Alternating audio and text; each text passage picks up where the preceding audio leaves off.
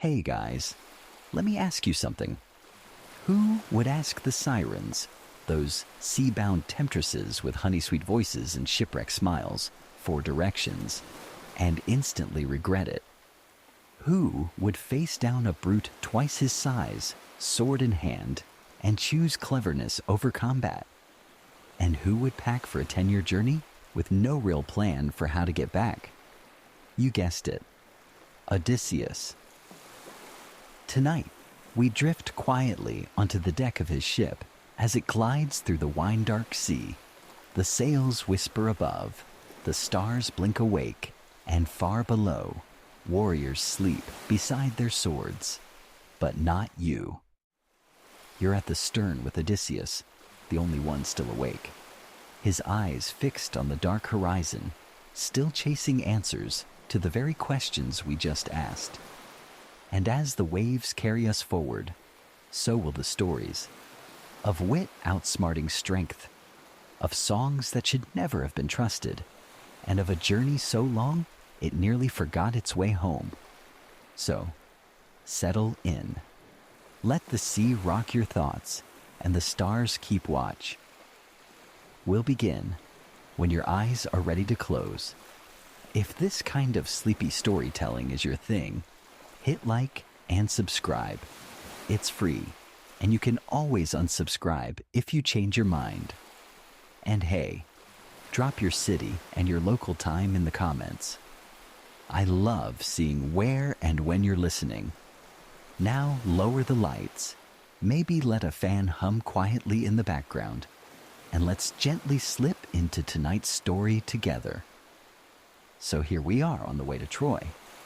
The Greeks are hauling their egos across the Aegean, hell-bent on reclaiming Helen from the Trojans, who probably didn't expect an entire war over a girl with great cheekbones. Everyone on this voyage has something to prove. Menelaus wants revenge. Achilles wants glory. Ajax wants...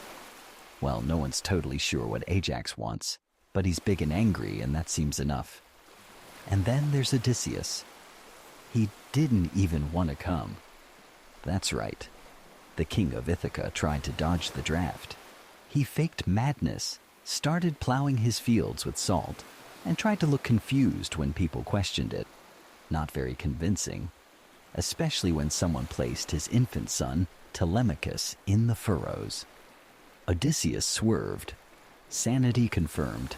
War it is. Historians still argue whether this moment was about cowardice or strategy, but what's clear is that Odysseus already knew something the others didn't. Wars aren't won by who has the biggest muscles. They're won by who knows when not to use them. So he boards the ships, not as a lion, but as a fox in sandals. Now, Troy wasn't some pushover city. It was a fortified beast, perched on the edge of Asia, with walls allegedly built by gods and guarded by the kind of warriors who probably drank olive oil straight from the jar. The Greeks spent 10 long years bashing their heads against it.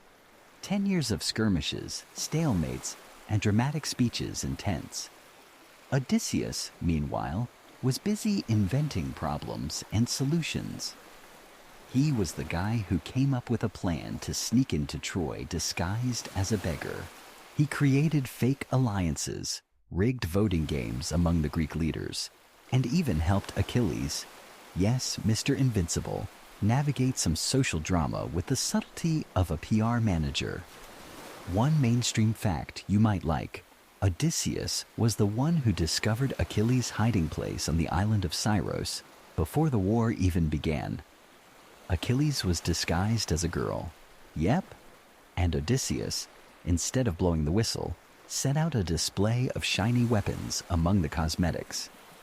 Guess who reached for a sword? Case closed. That's the kind of clever that makes people roll their eyes at parties. But here's the funny bit. For all his brilliance, Odysseus was stuck in the same damp tents as the rest, listening to Achilles complain about Agamemnon stealing his war prize. Odysseus gave speeches, brokered peace, and kept tempers in check, while the others sharpened blades and flexed in bronze mirrors. Quirky fact incoming. At one point, Odysseus convinced Agamemnon to fake a retreat just to test the morale of the army. Most of the Greek soldiers took the bait and actually tried to leave. It took an emergency pep talk to reverse the chaos. Moral of the story? Even masterminds sometimes out-clever themselves. You start to see a pattern. When other heroes reach for a spear, Odysseus reaches for a loophole. He's not the flashiest. He doesn't swing a sword just to hear it sing. He calculates, waits, misdirects, like a man playing chess in a room full of guys arm wrestling the furniture. And yet, this restraint, the ability to hold back when violence seems easiest, is what made Odysseus legendary. It wasn't just about surviving Troy. It was about surviving the fallout. The 10 years of war were just the start of his story. The real Odyssey? That began the moment Troy burned and the gods got bored. So while the other heroes were either dead or deified, Odysseus had one more mountain to climb. The long road home, peppered with monsters, curses, temptresses, and some deeply questionable navigation skills. And through it all, he kept choosing cleverness, not because he couldn't fight, but because he knew when fighting wouldn't save him. And that's why, as the ship rocks gently under moonlight and the laughter of soldiers drifts across the deck, you sit with the man who sees farther than most. A man already rewriting what it means to be heroic, not with blood, but with brains. The war had dragged on like a bad dinner party where no one could leave. After nearly a decade, the Greeks still hadn't cracked Troy's defenses. Spears were worn down. Tempers were worn thinner. Even the gods had started getting involved like meddling neighbors. Some siding with the Trojans, others with the Greeks. Most of them just stirring the pot for fun. But one night, the gods took a nap, or got distracted. That's when it happened. A routine raid gone wrong. Odysseus and a handful of men found themselves separated from the army and wandering unfamiliar land. No war horns, no backup, just hills, silence, and the quiet promise of oh. And then came the cave. Big, damp, filled with the comforting smell of fresh cheese and goat droppings. They were hungry, tired, and, for once, unguarded. So, in they went. No big deal. Just borrow some food, maybe leave a thank you note, and bounce before the host returned. Except the host was a cyclops. Not a metaphor. An actual giant with one huge eye and the manners of a hangry toddler. His name was Polyphemus, and he was not thrilled about unexpected guests eating his cheese. So he did what any deeply introverted mythical creature might do. He rolled a boulder over the entrance, snatched up 2 men, and, well, let's just say they didn't leave Yelp reviews. Now, a traditional hero might have challenged the monster, gone full berserker, but Odysseus, he didn't even draw his sword, not because he was afraid, but because he was thinking. See, you can't stab your way out of a cave if the only exit is sealed by a rock heavier than your dad's weekend regrets. So Odysseus kept calm, played polite, and started planning. He told Polyphemus his name was Nobody. Yes, nobody. As in, who's there? Nobody. Who ate your sheep? Nobody. Who stabbed your eyeball? Nobody. That joke lands eventually. Odysseus waited until the Cyclops got nice and drunk on wine, courtesy of the Greeks' travel stash. Then, while the giant snored like a chainsaw in a cathedral, they sharpened a wooden stake, lit it up, and drove it straight into the single blinking eye. Sizzling. Screaming. Chaos. Polyphemus flailed blindly, shouting for help. But when the other Cyclopes asked who was attacking him, all they heard was, "Nobody. Nobody's hurting me." So naturally, they rolled their one eyes and went back to bed. No emergency here. Just a noisy guy with indigestion. Mainstream historical fact break. The Cyclops myth, while obviously fantastical, may have roots in real-world fossil findings. Some historians think ancient Greeks stumbled on the skulls of extinct dwarf elephants, whose large central nasal cavity might have looked like a giant eye socket to someone without a paleontology degree. Back in the cave, Odysseus wasn't done being clever. Even with Polyphemus blind, they still had to get out without becoming squished toothpaste. So he tied his men to the undersides of the sheep. Yes, really. And when the giant let his flock out to graze, feeling their backs for stowaways, he missed the humans clinging beneath their woolly bellies. Odysseus rode out under a sheep like a Trojan cowboy, holding his breath and probably trying not to sneeze. They escaped. But then, classic Odysseus, he couldn't help taunting. From a safe distance, he yelled his real name back at the blinded monster. It was Odysseus of Ithaca who tricked you. Because what's the point of outsmarting a one-eyed giant if no one knows? Quirky tidbit. That single act of post-escape sass triggered Poseidon's 10-year grudge. Yep. Polyphemus was Poseidon's son, and sea gods don't take eye stabbings lightly. So for the next decade, Odysseus would have smooth sailing exactly never. Still, what matters is this. When faced with brute force, Odysseus chose wit over war. He didn't challenge the monster's size. He rewrote the rules of the game. And it worked. Historians still argue whether this myth was purely symbolic, representing human cunning, overcoming wild nature, or if it carried veiled lessons about ancient diplomacy and deceit. But even if you strip it of allegory, the scene stands out.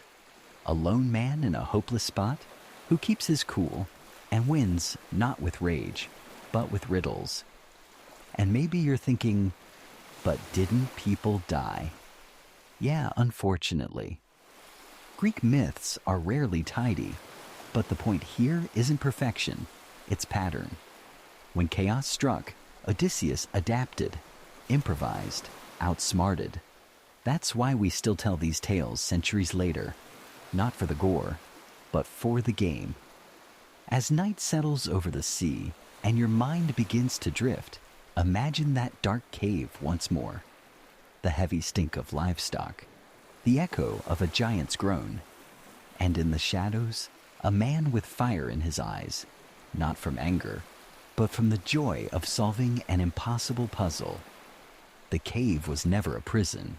For Odysseus, it was just another locked room with a riddle, and he always solved the riddle. The fires of Troy finally sputtered out, leaving behind ash, echoes, and one colossal problem. How to get past those walls. You'd think 10 years of war would give someone a clue, but nope, still stuck outside, throwing ideas around like bad birthday party themes. More duels? More battering rams? Maybe just yell louder. Odysseus stood off to the side, arms crossed, probably chewing on something olive-flavored, thinking, what if we didn't win by fighting at all? And then, bam, the horse. Now let's be clear. This wasn't a casual group decision. Odysseus didn't walk into the tent and say, hey guys, horse-shaped container and get high fives. No. Most of the Greek leaders stared at him like he'd grown a second nose. Wait, you want us to hide inside a giant wooden horse and just hope they pull it into the city? Yep, that was the plan. And it worked. The Trojans found this beautifully carved gift, abandoned outside the gates with a suspiciously polite note. Thanks for the good times. Here's a token of our surrender. Love, the Greeks. Everyone but one old priest fell for it. That guy? He shouted warnings, said it was a trap, and then promptly got eaten by sea serpents. Because when a myth wants to be dramatic, it really commits. Mainstream historical fact: scholars think the Trojan horse might have been a metaphor for some kind of siege engine or clever infiltration tactic. There's no archaeological proof of a literal wooden horse, but hey, the image stuck. So here we are 2,000 years later, using Trojan horse to describe malware. But back in the story. Odysseus gathered his best men, climbed inside the hollow belly of the wooden beast, and waited. Hours. Then more hours. Hot, cramped, probably smelled like nervous sweat and splinters. Outside, the Trojans threw a massive party. They danced, they drank, they rolled the horse into the city square, right next to the temple. And then they passed out. You've got to admire the patience. Odysseus stayed silent through all of it, through laughter, through torchlight shadows flickering across the cracks, through some Trojan almost definitely poking the horse and whispering, "Do you hear breathing?" But nothing gave them away. Finally, in the dead of night, the trap sprung. The belly opened. Greeks spilled out like silent shadows. They opened the city gates. The rest of the army, who had faked sailing away, returned. And just like that, the unconquerable city fell. Quirky detail. Legend says the Greeks built the horse so large, it had wheels made from entire tree trunks, and during the final construction, a few soldiers almost got stuck inside. Can you imagine being wedged in a wooden leg while your commander's whispering, "Just suck it in, man"? Historians still argue whether this tactic was Odysseus's idea alone or a collaborative scheme tweaked over campfires and frustration. But in most versions, it's his name we remember. The man who ended a 10-year war, not with a final battle, but with theater. It wasn't just strategy. It was psychological warfare with a dramatic flourish, a literal showstopper. And it reveals something important. Odysseus didn't just outthink his enemies, he understood them. He knew the Trojans wanted to believe the war was over, that they were hungry for peace, desperate for a trophy, eager to declare victory with a prop. So he gave them exactly what they wanted. That's what makes Odysseus different from the other heroes. Achilles, he'd fight the whole city himself. Ajax, he'd probably try to throw the walls down. But Odysseus, he'd read the room, then rewrite them. And when it was done, when Troy lay in ruins and the sea was once again calling, Odysseus didn't stay to brag. No medals, no statues. He just packed up, kissed the scorched earth goodbye and said, "All right, now home." Or so he thought. Because as much as he was a master of traps, Odysseus had just walked into the longest, strangest one of all, the journey back. Full of gods with grudges, windbags with conditions, and more detours than a GPS meltdown. But for one shining night, the Greeks won not with blood, but with a wooden horse, some very cramped heroes, and the wit of one man who knew that sometimes the best sword is a lie on wheels. And as you breathe slowly now, tucked beneath your blanket like a soldier in the horse's belly, let the memory of that quiet ambush carry you. The hush before dawn, the echo of wooden hooves on stone, the cleverness it takes to win without a fight. Because that's where the true power always hides. Troy was in ashes. The Greeks were victorious. And Odysseus, he was ready to head home to Ithaca, back to his wife Penelope and the son who was just a baby when he left. All he had to do was sail west. Easy, right? Sure, if the gods weren't petty, the crew weren't nosy, and the sea didn't behave like a toddler on espresso. Odysseus set off with a fleet, provisions, and just enough optimism to tempt fate. The first few days were smooth, sunlight dancing on the waves, dolphins doing their mysterious dolphin things. But soon the sea grew moody, and the first real snag came in the form of a bag of wind. Now, this isn't a metaphor for someone who talks too much, though, let's be honest, Homer did go on. No, it was a literal bag, gifted by Aeolus, the god of winds. Aeolus had taken a liking to Odysseus and decided to help out by bottling every wind except the one that would blow him straight home. One gentle breeze in their sails, the rest locked away in a tightly bound sack. Only Odysseus knew what was inside. Only Odysseus understood how fragile the deal was. And for a while, everything went beautifully. Ithaca was so close, he could practically taste the olives.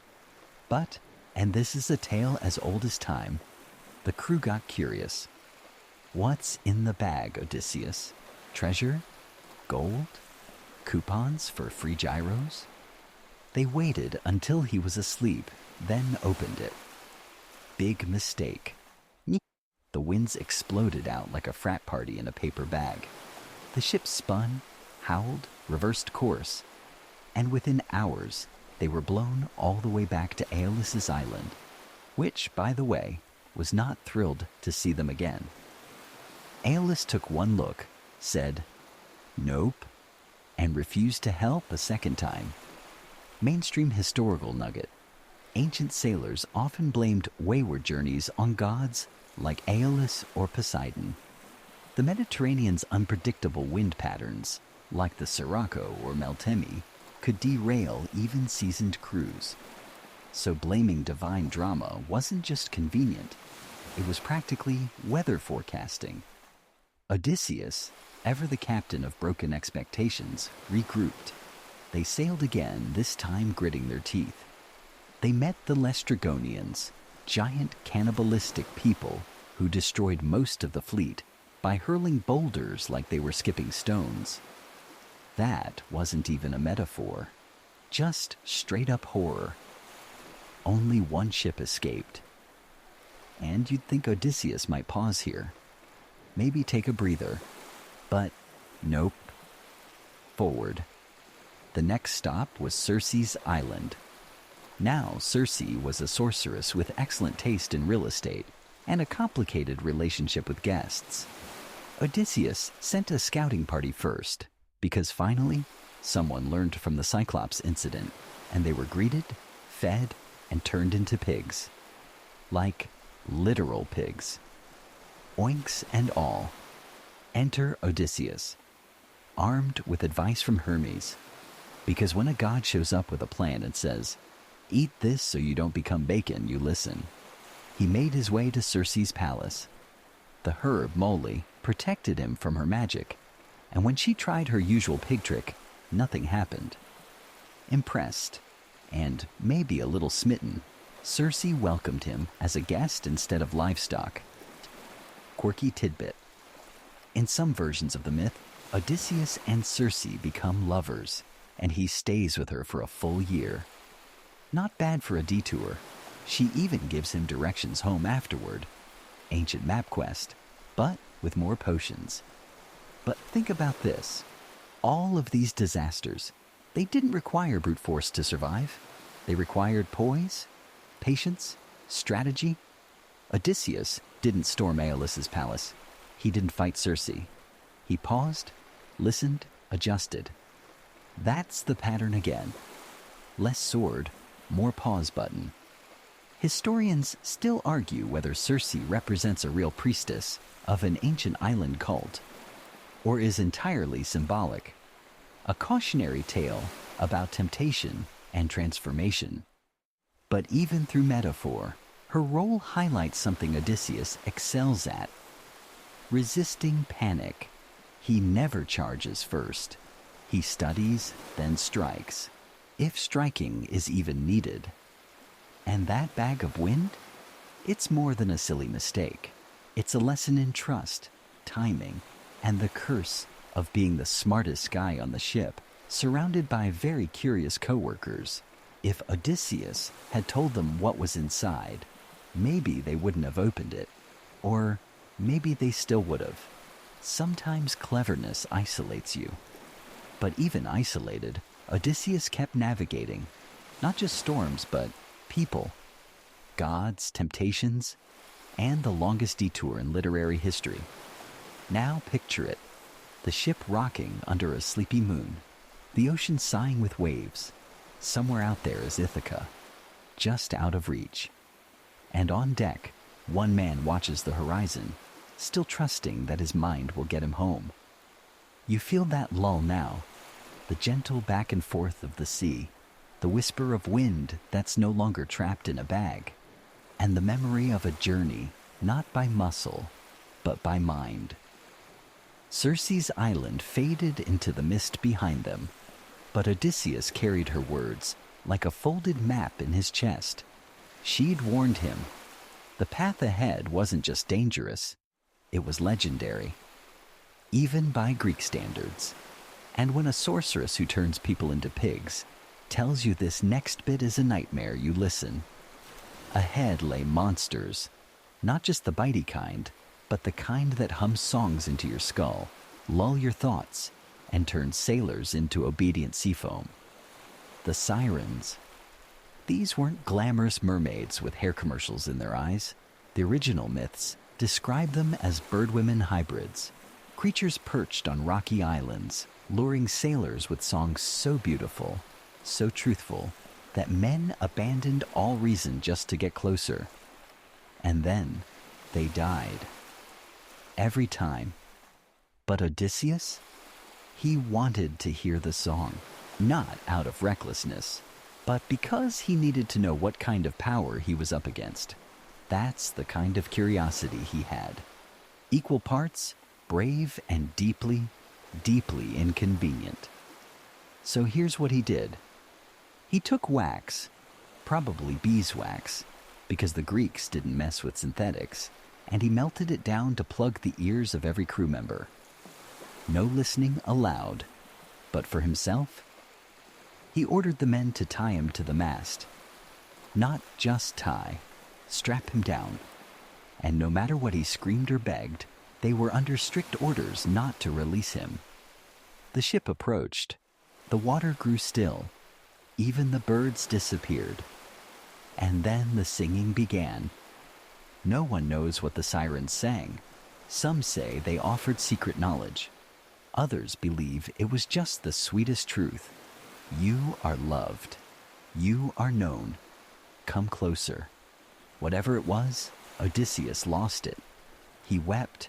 He thrashed. He begged to be let free. The ropes held.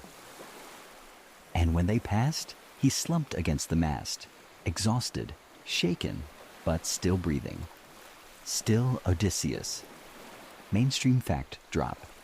The story of the Sirens likely reflects the very real dangers of jagged coastal rocks and shallow waters in ancient maritime routes.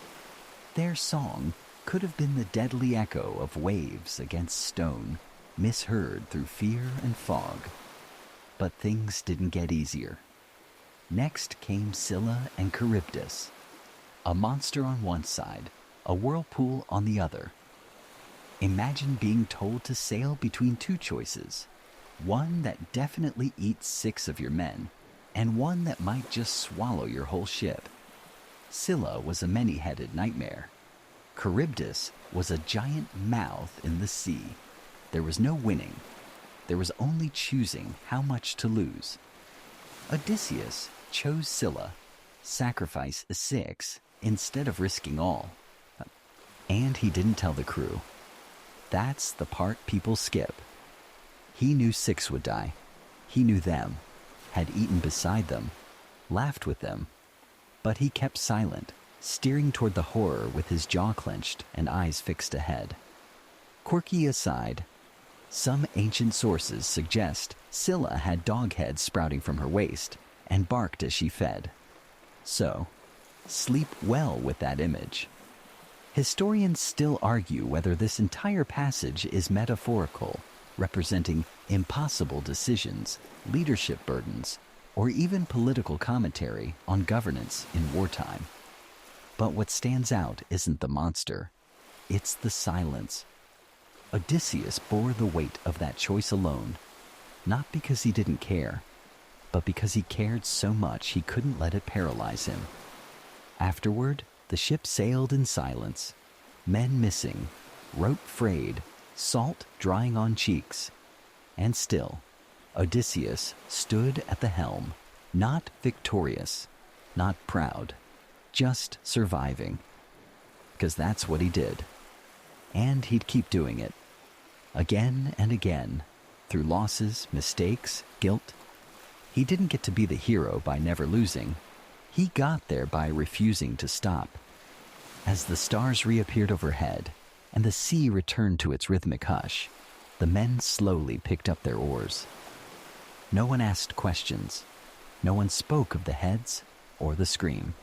They just moved forward. And if that's not the most human thing in the world, well, maybe we've all got a little Odysseus in us after all. So let your breathing match the slow rise and fall of the waves now. Let your thoughts drift, just a little, like a ship sliding between danger and silence. And remember, sometimes the strongest act isn't striking the monster. It's choosing the lesser pain. It's knowing when to let go of the sword and hold fast to the mast. The sea was quieter now. Not calm, never calm, but quiet, like it was thinking. Odysseus and what was left of his crew drifted forward, not really steering anymore, just surrendering to the current. Sometimes the water gives you direction only after it's taken everything else. Their next landfall wasn't in any tourist brochure. Thrinacia, the island of the sun. Beautiful, yes, but cursed with divine livestock. Helios, the sun god himself, kept sacred cattle there. Gleaming herds with golden hides, the kind of animals that never aged, never died, and definitely weren't for snacking. Circe had warned him. Tiresias, the prophet, had warned him. Literally everyone had said, whatever you do, don't eat the cows. Guess what happened? First, they were stuck. Bad winds, broken spirits, the usual. Days turned into weeks, and supplies ran low. Real low. The crew started side-eyeing the cows with that maybe just one kind of hunger. Odysseus went off to pray, to beg the gods for help, or at the very least, permission to keep his men alive. And while he was gone, the crew made a group decision that would go down in mythic history as spectacularly ill-advised. They barbecued the sacred cows. They roasted them under the sun like they were just another Tuesday dinner, not divine pets of a god who literally is the sun. And to add insult to injury, they praised the gods while eating, as if that would balance things out. That's like stealing someone's car and leaving them a thank you note in the cup holder. When Odysseus came back, he knew it was over. Helios, absolutely furious, ran straight to Zeus. Smite them, or I dim the sun forever. That's how serious this was. So Zeus waited until they set sail, then unleashed one of his signature tantrums. Thunder, lightning, ship splintered, all men lost. All but one. Odysseus clung to a piece of wreckage like it was the last thought he had left. No crew, no ship, just salt and sorrow. Mainstream historical note. Scholars believe the story of Helios's cattle might have roots in real religious taboos. Certain Mediterranean islands treated livestock as sacred. Killing them could be punishable by death, or worse, exile by storm. The divine punishment here? It's just mythological exaggeration of a very real cultural line. Adrift for 9 days, Odysseus finally washed up on Ogygia, an island so far from maps, it may as well have been in another realm. It belonged to Calypso, a nymph who could make time forget itself. She found him barely breathing and took him in, not just as a guest, but as a prisoner with perks. Calypso offered him immortality, eternal youth.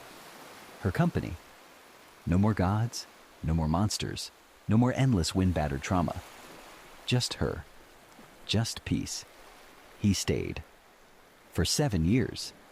Now let's pause there because, understandably, people have questions. Did he love her? Was he trapped?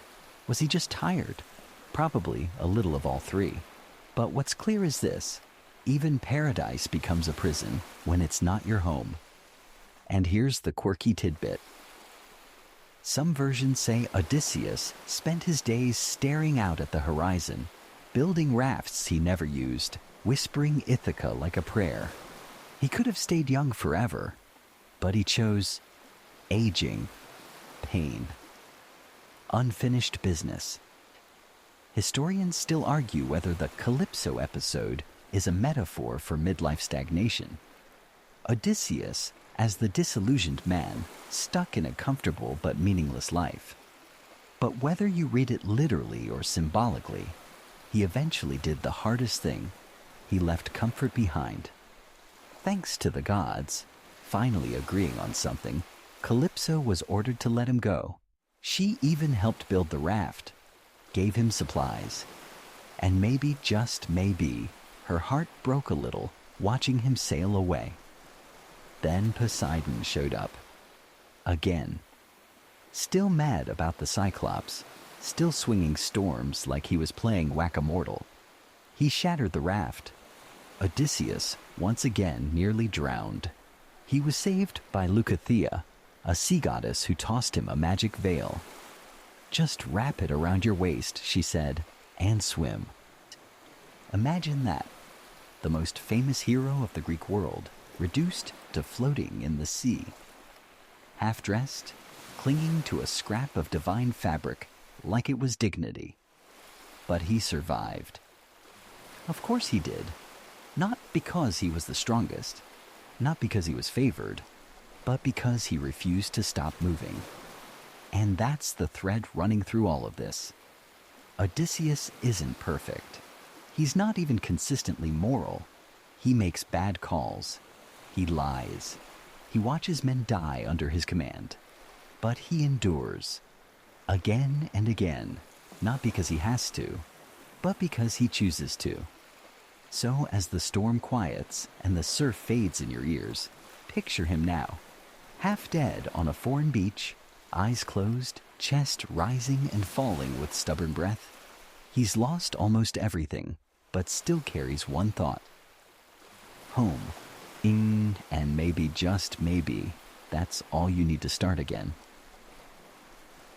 The sand clung to his skin like a second layer of regret. Odysseus lay there on the shores of Scheria, the land of the Phaeacians, barely alive, mostly exhausted, and probably rethinking every major decision he'd made since accepting that first war summons. And yet, fate wasn't done with him. The Princess Nausicaa found him. Yes, a literal princess, but instead of freaking out at the sunburnt stranger covered in kelp and existential dread, she showed kindness, cleaned him up, brought him to her father, King Alcinous, who, luckily, loved a good story. So Odysseus finally told it, the whole tale. The war, the Cyclops, the windbag, the pig witch, the sirens, the cows, the nymph, all of it. And instead of asking if he needed therapy, Alcinous clapped, ordered a ship, and sent him home. Just like that. After 20 years. Let that sink in. 2 decades. Odysseus had left a young man. He returned. Not quite old, but carved down by storms, sharpened by pain, stitched together with stubborn hope. And Ithaca? Ithaca had changed. Back home, Penelope hadn't remarried. But not for lack of pressure. Suitors filled the palace like roaches after rain. They ate, they drank, they mocked. They made her life a daily insult, and she survived it with nothing but sharp wits and sharper weaving. See, Penelope pulled an Odysseus of her own. She told the suitors she'd choose one after finishing a burial shroud. Every day she wove. Every night she unraveled it. For 3 full years. Quirky little twist? One of her maids snitched. But even then, Penelope stalled, dodged, danced around them with the same quiet cleverness Odysseus used on the high seas. Historians still argue whether Penelope was truly faithful or subtly playing both sides to preserve power, but most agree. She was no passive damsel. She was Odysseus's equal in every way that mattered.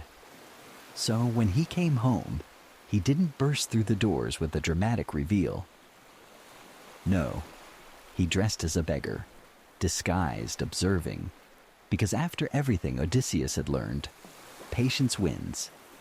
He entered his own palace quietly, watched the suitors eat his food, saw them flirt with his wife, listened to their jokes.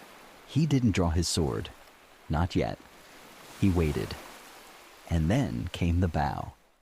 Penelope, clever to the end, announced a contest.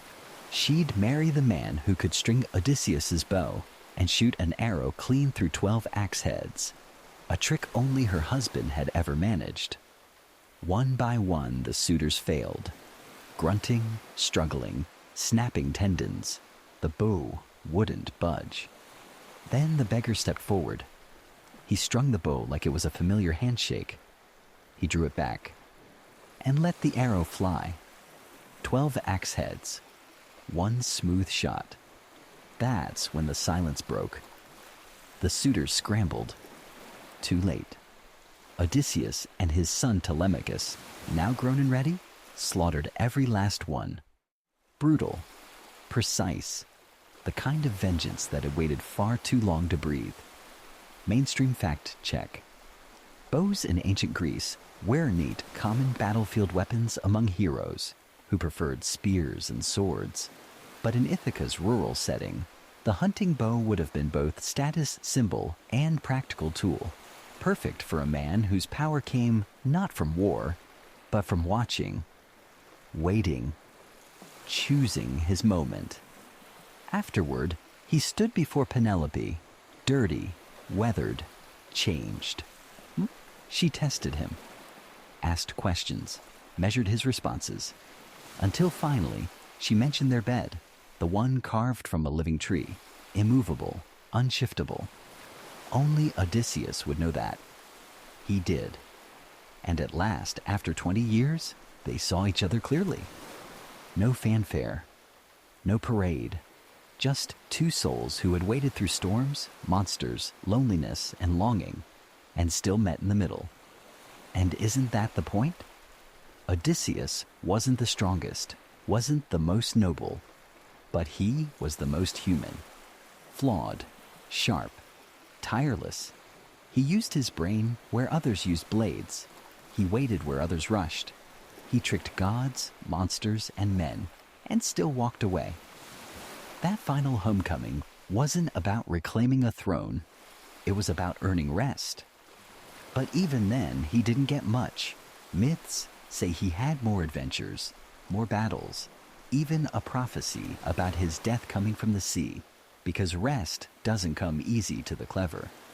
Still, in that one night, bow in hand, truth in his eyes, he had peace. And you, listening here, can borrow some of that peace now. Let the torches fade. Let the sea grow still. Let the palace quiet under moonlight, all the blood washed clean by time. Let your mind stop rowing and drift gently now into the hush that waits after every journey. The halls of Ithaca are silent now. Stone walls cool with the hush of night. The bow has been set down. The doors are closed. No more masks, no more monsters, just the slow, steady rhythm of breath, yours now slowing. Outside, the sea is calm for once, not because the gods are pleased, but because you are safe from their storms. The tide slides softly against the shore, like it's trying not to wake the trees. Even the stars seem to dim their shine a little, as if bowing out of the story's end. Odysseus has returned, not as a warrior, not as a legend, just as a man, tired and whole. The cleverness that once steered ships and tricked giants now rests in quiet satisfaction. Nothing more to prove, nothing more to chase. And you, too, can let go of the chase. No more plans, no more puzzles, just this moment, this breath, this softness. Let the story dissolve around you like mist on morning waves. Let the last flickers of torchlight fade from your mind, leaving only the warmth of having made it home. Because even if the monsters return tomorrow, even if the winds howl again, tonight, you are beyond their reach. Tonight, you've made it back. And now, as the waves hush to a slow, thoughtful rhythm, we drift gently toward our next tale. One wrapped in music, mystery, and just a touch of bad decision-making. This is the story of why Odysseus regretted asking the Sirens for directions. Let your mind stay soft, your breathing slow, and we'll slip quietly into the part where curiosity meets a chorus. The sky was unnaturally still when you left Circe's island. Not stormy, not calm, just that eerie sort of quiet that makes you think the gods are somewhere overhead, watching you pack your bags like nosy ants judging your life choices. You'd spent a year there, dodging magical pigs, sipping whatever Circe served, and pretending not to enjoy how peaceful the place was once the curses wore off. But now the sea stretched ahead, wide and confusing, with a destination so far away it might as well have been drawn on a napkin by a drunk oracle. Odysseus had a ship, a crew, and an itinerary that sounded more like a scavenger hunt than a travel plan. Circe had given him warnings instead of coordinates. Sail past the Sirens, but don't listen, she'd said. Turn left at the six-headed monster, but not too close. And oh, if you make it past the whirlpool that eats ship's hull, congrats. Helpful. So here you are, standing on the deck, salty wind flicking at your robes, trying to remember whether she said, hug the rocks, or avoid the rocks, and wishing, just once, the gods would drop an actual map. The crew's nervous, understandably. They've been through a lot. Cyclopes, cannibals, floating islands that promised free snacks and delivered cursed naps. And now they're being told to sail straight toward a place so dangerous, people usually skip it just by being smart. But Odysseus, he's not skipping anything. See, he's not just curious, he's compelled. The kind of guy who looks at a warning label and thinks, yeah, but how bad could it really be? Historians still argue whether Odysseus's journey was meant to be a model of heroic endurance or a cautionary tale about what happens when your ego is louder than your instincts. But either way, he wasn't turning back. He ordered the sails raised. The men rowed with quiet dread, and the ship slid forward like a question no one wanted to answer. There were no stars that night, just the creak of wood, the splash of oars, and a vague sense that something big was coming. Something with teeth, not on its face, but in its melody. Odysseus sat near the prow, elbows on his knees, going over Circe's advice for the 10th time. She hadn't given him tools, just ideas. Warnings disguised as riddles, no compass, just feelings. Which, let's be honest, is the worst kind of navigation. Quirky historical tidbit? Some ancient Greek sailors used cloud patterns and seabird behavior to determine direction. Actual science, kind of. But Odysseus had divine interference and trauma-induced insomnia instead. Not quite the same. The next morning, the crew started whispering about the Sirens. Some had heard stories. Others claimed their uncle's cousins had vanished near these waters. No one had ever heard the song and lived to describe it, which didn't exactly boost morale. But Odysseus? He was making a plan, one that involved wax, rope, and, frankly, an uncomfortable amount of trust. Before the coast even came into view, he began preparing, tearing up candles, melting them into soft plugs, passing them to his men with simple instructions. Stuff your ears, row, like your life depends on it, and do not look at me, no matter what. Simple, clean, utterly unsettling. Because even as he ordered everyone else to shut the song out, Odysseus chose to listen, not by accident, on purpose. He wanted to hear what no man should, not because he thought he'd be immune, but because he believed he could handle it, maybe even learn something, like the Sirens had answers he couldn't find on land. And maybe that's what always made him different. Not the cleverness, but the hunger to know what others were too scared to ask. The ship slid closer now. The water thickened, as if dreading what came next. Birds vanished. Even the waves seemed reluctant to slap the hull. And somewhere just at the edge of human hearing, a note curled through the air like perfume through a locked door. Not yet the full song, just a taste. Odysseus closed his eyes. The men rowed, deaf to the warning. The path was set. The map was in motion, even if no one really knew where it led. And the Sirens were waiting. The wax was warm in your hands, still sticky from the sun. You watched each crewman press it into his ears, like obedient children putting on earmuffs for a snowstorm that hadn't quite arrived. They didn't argue. Not this time. Not after everything they'd seen. Not after hearing the tremble in Odysseus's voice when he handed out the plugs. Because when he got nervous, you knew things were bad. And then, the rope. Odysseus had insisted on being tied to the mast, not lightly bound, not just in case tethered, but lashed, arms behind him, feet anchored, back pressed into the wood, like he was preparing to be sacrificed to the gods of questionable decisions. Whatever I say, he told them, no matter what I scream, do not untie me. They nodded. The sea narrowed. You could feel it, not by sight, but in your bones. The kind of silence that presses into your ears like altitude.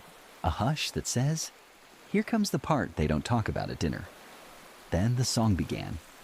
No words at first, just harmony. Layered and impossible, like 1,000 flutes playing inside your spine. Then voices, soft, coiling, seductive, not loud, not demanding, just right. Like they already knew your story, like they'd been watching your dreams. And to Odysseus, tied up, ears open, heart exposed, they spoke directly. They called his name, told him they knew what he'd done, that they understood why he fought, why he wandered, why he lied, why he kept sailing when every sane man would have turned around. They promised clarity, promised peace, promised answers. He cried out. He begged. He swore there was land just beyond the rocks. He could see it, hear it, feel it. He shouted orders that weren't orders, just noise, just desperate fragments of a man unraveling. But the crew? They rowed, eyes forward, ears shut, muscles trembling with effort, sweat gleaming on sunburnt arms. They couldn't hear the song, but they could hear him. Quirky detail here. Ancient Greek pottery sometimes shows this very scene, not with dramatic gestures, but with eerie calm. Odysseus, strapped to the mast, eyes wide, while the sirens flutter nearby, half woman, half bird, singing into a wind only he can hear. It's less action movie, more psychological thriller in terracotta. The ship passed the rocky island. Slowly. Too slowly. The sirens never moved. That was the worst part. They just sat there, watching, their lips barely parted, their eyes fixed. They weren't trying to catch the ship. They knew it would stop. They always did. But this time, it didn't. Thanks to rope and wax and a crew that had learned the hard way not to trust Odysseus's judgment in moments like this. Still, the damage had already begun. Historians still argue whether the sirens represented a literal danger, reefs disguised by birdsong, or a metaphor for obsession, desire, the alluring lie that this time you'll get what you want. But for Odysseus, the effect was the same. He passed by, but part of him stayed. Long after the song faded, after the waters widened again and the wind returned, Odysseus slumped against the mast in silence, his lips dry, his voice gone. The crew removed the ropes gently, as if waking someone from a fever dream. He didn't thank them. He didn't say anything. He just sat, staring at the horizon where the island had vanished, where the song still echoed faintly in the corners of his mind. And even you now feel that echo, a hum in your chest, not quite memory, not quite warning. It told him things he wasn't ready to hear, directions maybe, or illusions, or worse, the truth. Because sometimes the thing that whispers most sweetly isn't trying to hurt you, it's trying to show you who you really are. And once you've heard that, you can never sail in silence again. You tried to shake it off. The song, the ropes, the way his voice cracked when he screamed. But the air hadn't gone back to normal. It was quieter, yes, but not in a way that brought peace. It was the silence after something has shifted, something subtle, something internal. Odysseus wasn't speaking. That in itself was enough to make the crew uneasy. He usually had some quip, some tale, some snarky observation about how next time we'll just sail around the terrifying death zone. But now he just stared, not at the sea, not at the crew, at nothing. And the crew, though deaf to the siren song, could still feel it on him, like he carried an invisible fever, sweating through memories they couldn't see. Finally, someone asked, "Captain, what did they say?" Odysseus didn't answer. Because how do you explain that a song knew you better than your friends ever will? That it whispered your worst moments, not to shame you, but to comfort you. That it showed you every mistake and still said, "You are welcome. Come closer." No sword or storm had ever done that. Historians still argue whether the siren song was meant to tempt Odysseus with knowledge, pleasure, or prophecy. Some claim they offered forbidden truths, secrets of gods and fate. Others think the song just reflected a sailor's loneliness, back at him in perfect harmony. But whatever it was, it stuck. Because the farther they sailed, the more wronged the world began to feel. The stars seemed off. The horizon looked too wide. Even the winds blew in circles, as if confused. And Odysseus? He was navigating like a man who'd been told there was a shortcut just over there, but didn't remember whether it came before or after the monster with 12 arms. You could see it in the way he kept adjusting course, second-guessing his own instincts, rubbing his temples like the directions were still ringing inside his skull. He didn't sleep much after that. Not because of nightmares, but because he feared what he might remember. Quirky tidbit.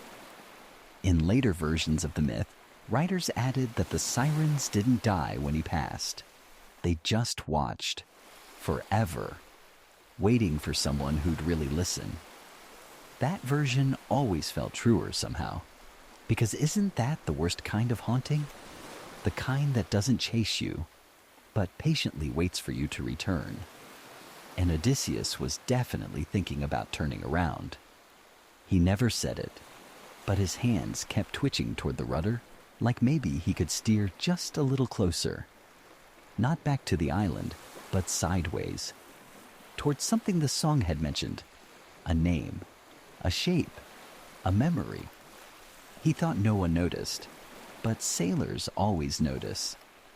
They just didn't speak of it. Because whatever the sirens had said, it had made their unshakable captain uncertain, not in a loud, panicked way. In that quiet way people get when they realize maybe they've been sailing in the wrong direction for years. And maybe now the stars couldn't help him find his way. The water grew stranger. Waves broke without sound. Fish surfaced belly up, like they were listening too hard. Even the seagulls refused to cry out. One of the men swore the clouds had formed a face. No one corrected him. And Odysseus, once a master of maps and stories, started pausing mid-command, like he wasn't sure whether to say, turn left or drop anchor and cry for your mother. That's when the nightmares began. Not dreams of monsters, but dreams of moments. A childhood argument, a face he forgot, a promise he broke before he left for war. The sirens had sung them somehow, played his own memories back to him like a lullaby. And now they wouldn't stop. Even awake, his breath caught. His grip faltered. He thought maybe the sirens had given him directions, maybe to Ithaca, or to somewhere deeper. But now, he wasn't sure if he was still him. And still the ship drifted. Forward, or sideways, or maybe nowhere at all.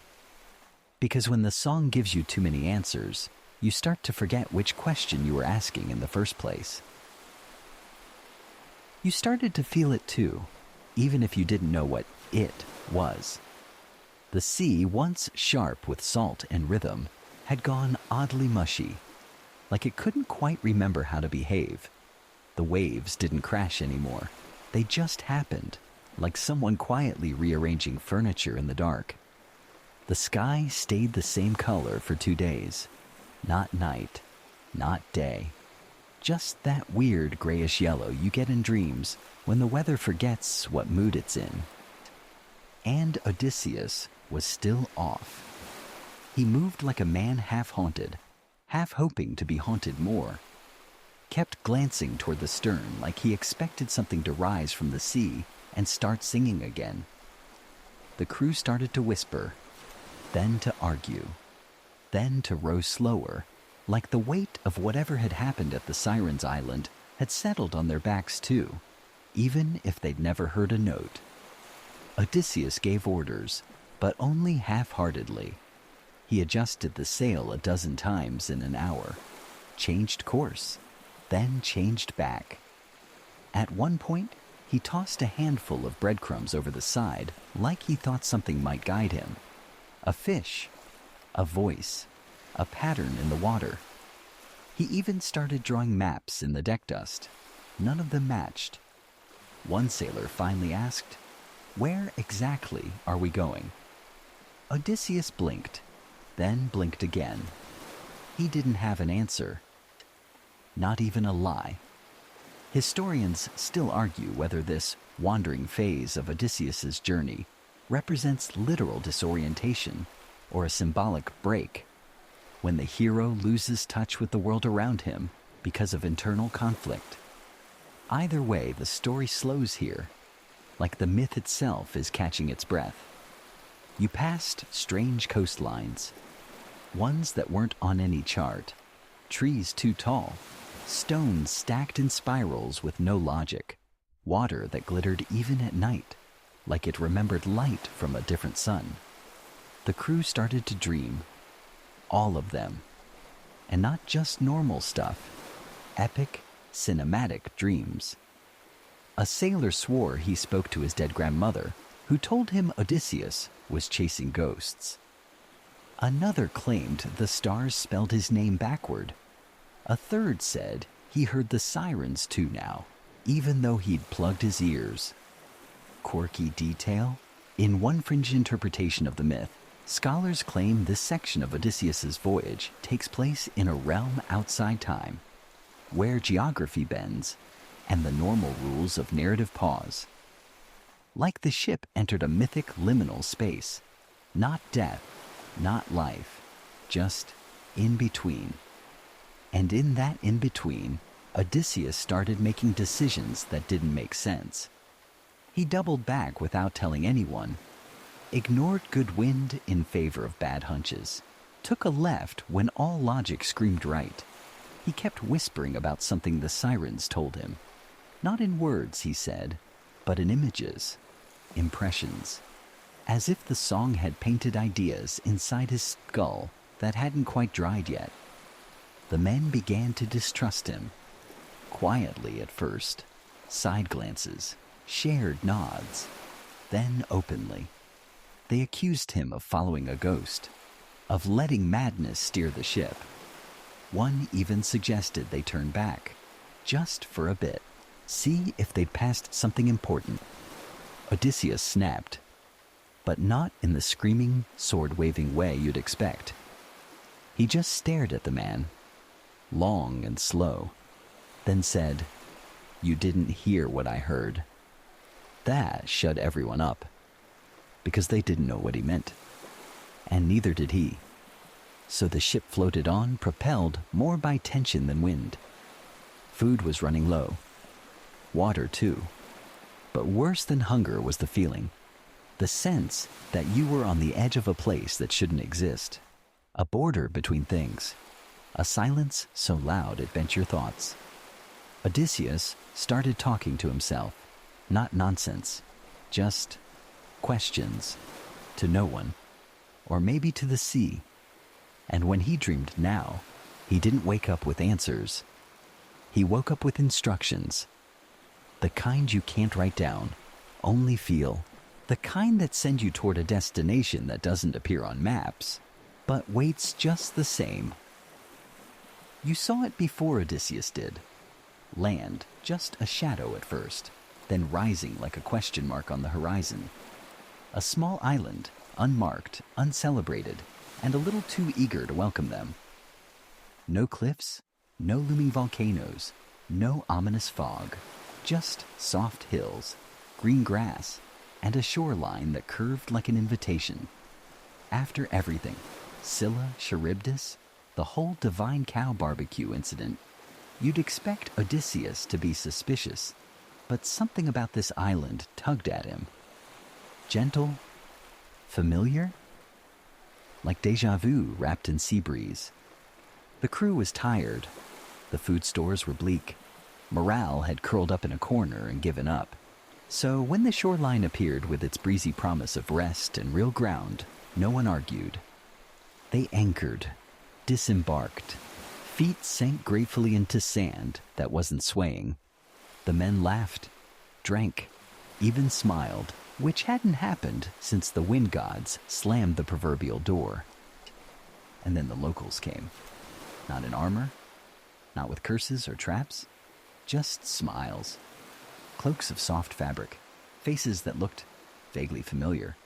In that way, dreams sometimes recycle people from your past. They offered food, bathing water, blankets, and questions. Nothing too aggressive at first, just small things. Where are you from? What are you seeking? Have you heard any beautiful songs lately? The last one made Odysseus freeze. He hadn't told anyone about what the Sirens said. Not really. But these strangers? They asked in that tone people use when they already know the answer. Historians still argue whether this island of questions was a separate myth entirely or a later addition. A way to reflect Odysseus's inner turmoil externally. But in this version, it becomes clear these weren't just friendly islanders. They were listeners. Every conversation with them looped back to memory, to loss, to mistakes he hadn't spoken aloud in years. One woman asked about his mother, and the way she asked, he couldn't lie. She leaned forward, nodded slowly, like she'd watched the same scene in his dreams. And the more Odysseus talked, the more unsettled he became. Because they weren't just curious, they were specific. A boy recited lines from one of Odysseus's old war speeches, one he hadn't told anyone about. A man quoted a joke his friend Antilochus had made back at Troy. The islanders knew details that had no business surviving beyond his memory. Quirky tidbit. In one obscure Greek text, this island is called Memnophylax, which translates loosely to guardian of memory. Some scholars think it was invented purely to trap mythic heroes in their own thoughts. Others think it's just a metaphor gone wild. Either way, Odysseus realized something was very, very wrong. The island knew him. Not in a flattering way. Not in a your greatest hits sort of way, but in the way a diary might know you, complete with smudged regrets and entries you swore you'd torn out. He tried to leave. He gathered the crew. But the islanders didn't stop them. No curses, no storms. Just a steady chorus of unsettling questions. Did the Sirens tell you what you really want? Did you think cleverness would protect you from remembering? Is it really Ithaca you're sailing toward? Or just escape? Odysseus shouted. Told them they were illusions, that they couldn't possibly know. But the locals didn't argue. They just smiled, bowed, and stepped back. And somehow that was worse. Because there's nothing quite so terrifying as being known completely. And not judged, not punished, but simply seen. The crew was uneasy now. Whatever lightness they'd felt had vanished. The food tasted bitter. The water felt too cold. One man swore the moon had been full when they arrived, and now it was new. Another swore it had happened the other way around. The island had no clocks, no animals, just questions. And none of the answers made Odysseus feel better. By morning, they left. No gods chased them, no cliffs collapsed behind them, but the questions followed like echoes stitched to the backs of their minds. Odysseus stood at the helm, hands tight on the wood, jaw set. He didn't speak for hours, and when he finally did, it was only one word. West. Not home. Not Ithaca. Just west. As if trying to outrun something he knew would always sail just behind him. The next night, Odysseus dreamed of dinner. Not a wild feast. Not one of those ambrosia-drenched, god-kissed banquets. Just a modest table, flickering lamplight, wine in clay cups, a loaf of warm bread, a bowl of olives, and faces he hadn't seen in years, some alive, some long gone. They all asked him the same thing. What did they tell you? He woke before answering. And in the waking world, there was yet another island. This one didn't glow or smile or feel like a memory wearing a costume. It was just there, neutral, flat, the kind of place sailors usually passed over in favor of something with better fruit or fewer snakes. But Odysseus signaled to anchor. The crew hesitated. Rightfully. The last helpful island had left them emotionally scrambled. But the captain's voice was firm again, like it had been back before monsters and songs started peeling layers off his resolve. They went ashore. Again. There were people here too. They greeted the crew with hospitality, but this time it felt performative. Like a dinner party where the hosts were reading their lines a little too perfectly. The feast was set. Bowls of figs, platters of roasted fish, honey that clung just a bit too sweetly to the tongue.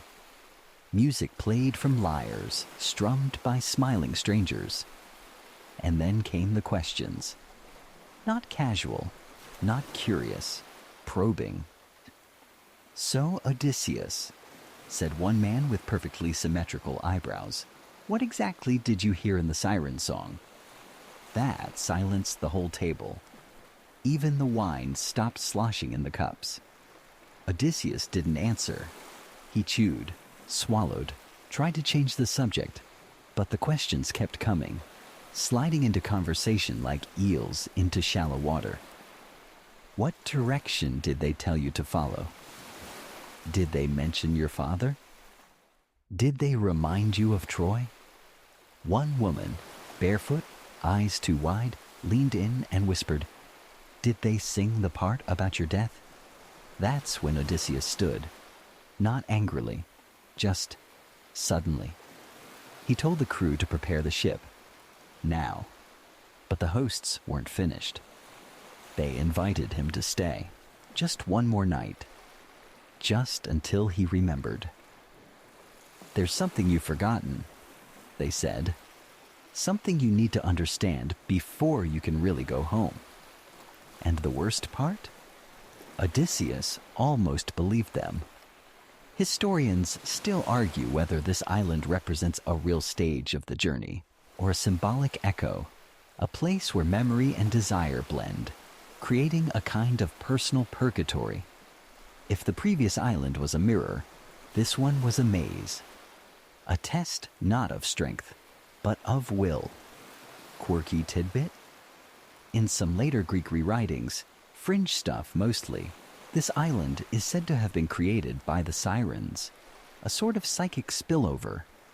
Like their song had a gravitational pull so strong, it spawned places from thought alone.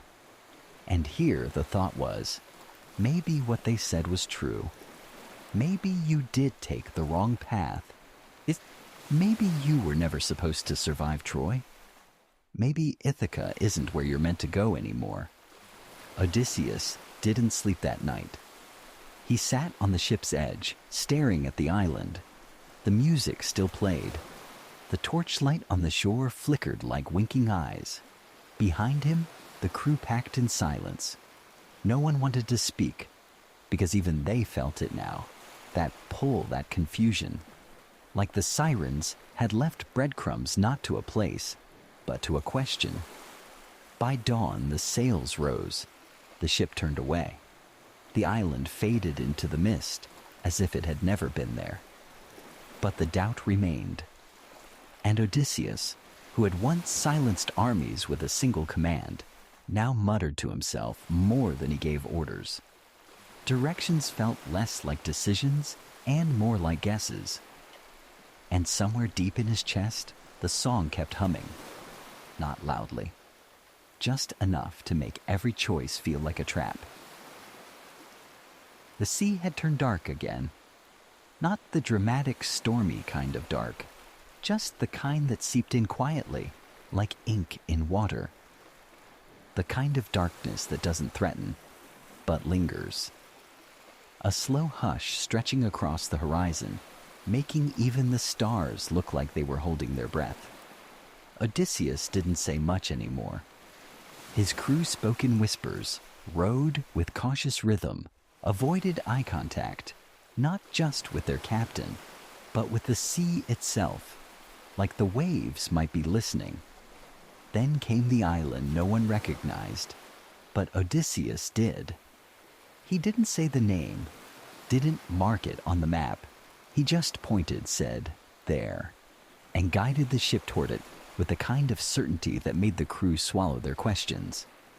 They reached it at dusk. A narrow harbor, tall cliffs, silence, not a single torchlight, not a single welcome. But Odysseus walked ashore like a man stepping into a memory. And it was a memory. This was the place where it had happened. Long ago, before the war, before Troy, before the stories that made his name into a myth. A place he'd hoped never to return to, buried somewhere between guilt and self-forgiveness. Historians still argue whether this part of the Odyssey even existed in the original oral tradition, or if it's a late addition, a moral detour tucked into the edges of the myth. But here it stands, a moment where the hero looks back not to bask in glory, but to face something he left undone. Odysseus entered a grove where the trees bowed under the weight of their own age. The air smelled of figs and old grief. And at the center, a shrine, cracked, overgrown, long forgotten by anyone but him. He knelt, not in prayer, in memory. You see, this was the place he'd made a promise, long before gods and monsters got involved, to a friend, a brother in arms, a man who didn't make it home. He had sworn after the war he would return, not with gifts or speeches, just to remember. But he hadn't. He'd been too busy outwitting things with tentacles and rebuilding his myth. And now, thanks to the Sirens, or maybe because of them, he'd been steered here, not by map, not by instinct, but by that cursed, lingering song. Quirky detail? One lesser-known variant of the story claims Odysseus forgot the location of this shrine entirely, until the Sirens' melody dropped the memory back into his lap like a pebble through still water. And that's what made him furious. Because the Sirens hadn't lied. They hadn't twisted his desires. They hadn't tempted him with pleasures or power. They just reminded him of what he tried to forget. That cleverness doesn't erase responsibility. That surviving doesn't always mean healing. He stayed by the shrine through the night, spoke names no one else knew, poured wine into the earth, dug his fingers into the dirt, like he was trying to offer something, anything, back to a past that wouldn't let him go.